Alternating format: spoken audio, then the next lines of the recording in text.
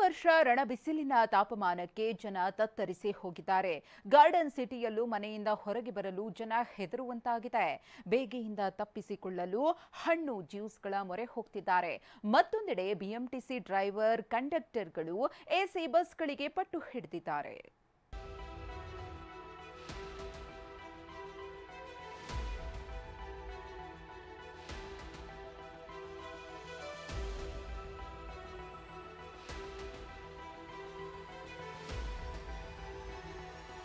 ಸೂರ್ಯ ಕಣ್ಣು ಬಿಡ್ತಿದ್ದಂತೆ ಬೆಂಕಿ ಉಗುಳ್ತಿದ್ದಾನೆ.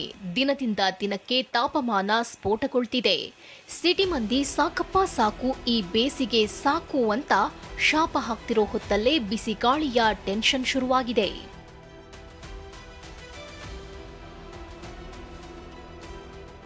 ಬೆಂಗಳೂರಿನಲ್ಲಿ ನಿತ್ಯ 38 ಡಿಗ್ರಿ ಉಷ್ಣಾಂಶ ದಾಖಲು. ಇನ್ನೆರಡು ದಿನದಲ್ಲಿ ಬಿಸಿಗಾಳಿ, ತಜ್ಞರ ವಾರ್ನಿಂಗ್.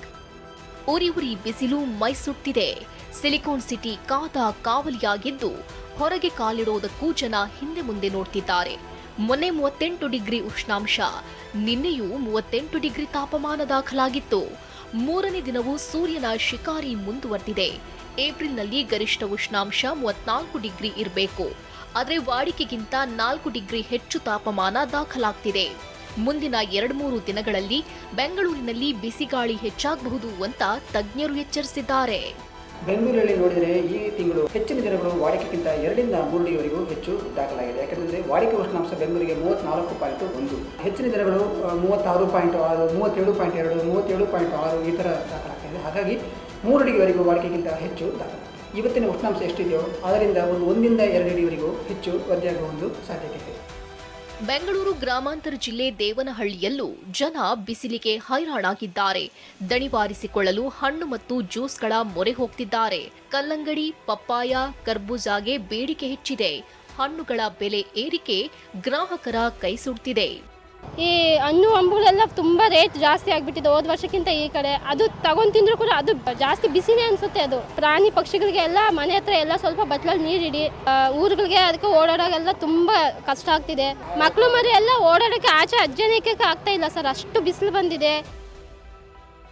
ಬಿಎಂಟಿಸಿ ಎಸಿ ಬಸ್ಗಳಿಗೆ ಕಂಡಕ್ಟರ್ ಡ್ರೈವರ್ಗಳ ಪಟ್ಟು. ಬಿಸಿಲಿನ ಹೊಡೆತ ಬಿಎಂಟಿಸಿ ಸಿಬ್ಬಂದಿಗೂ ತಟ್ಟಿದೆ. ಡ್ರೈವರ್ ಕಂಡಕ್ಟರ್ಗಳು ಎಸಿ ಬಸ್ಗಳಿಗೆ ಪಟ್ಟು ಹಿಡಿತಿದ್ದಾರಂತೆ. ನಾರ್ಮಲ್ ಬಸ್ ಬೇಡ, ಎಸಿ ಬಸ್ ಇಲ್ಲ, ಫ್ಯಾನ್ ಇರುವ ಹೊಸ ಬಸ್ಗಳನ್ನೇ ಕೊಡಿ ಅಂತಿದ್ದಾರಂತೆ.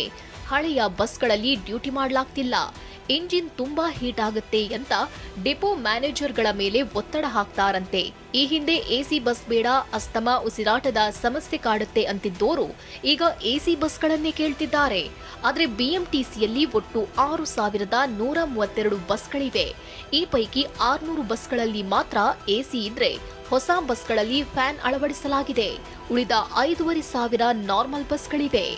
ಇವಾಗ ನೀವು ಅಧಿಕಾರಿಗಳಿಗೆ ಅಂಕಿಅಂಶ ಕೊಡೋದು, ಎಷ್ಟು ನಾವು ಆರ್ಡರ್ ಮಾಡಿದ್ವಿ, ಎಷ್ಟು ಬರುತ್ತೆ, ಎಷ್ಟು ಹೋಗುತ್ತೆ, ಬಟ್ ಆರ್ಡರ್ ಪ್ರೆಸೆಂಟ್. ಆಮೇಲೆ ಇನ್ನೊಂದೇನು, ವರ್ಕ್ಶಾಪ್ ಸಿಬ್ಬಂದಿಗಳು ಸರಿಯಾಗಿಲ್ಲ.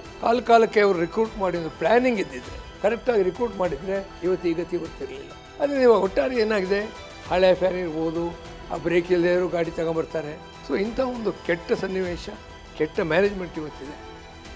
ಏನೇ ಹೇಳಿ, ರಣ ಬಿಸಿಲಿಗೆ ಜನ ಹೈರಾಣಾಗ್ತಿದ್ದಾರೆ. ನಗರದಲ್ಲಿ ಬಿಸಿಗಾಳಿ ಮತ್ತಷ್ಟು ಹೆಚ್ಚಾಗುವ ಸಾಧ್ಯತೆ ಇದೆ. ಆದಷ್ಟು ಮಧ್ಯಾಹ್ನದ ವೇಳೆ ಹೊರ ಹೋಗೋದನ್ನ ತಪ್ಪಿಸಿ. ಏನೇ ಕೆಲಸ ಇದ್ರೂ ಸಂಜೆ ನೋಡ್ಕೊಳ್ಳಿ. ದೇವನಹಳ್ಳಿಯಿಂದ ನವೀನ್ ಜೊತೆ ವಿನಾಯಕ್, ಕಿರಣ್ ಸೂರ್ಯ, TV9 ಬೆಂಗಳೂರು.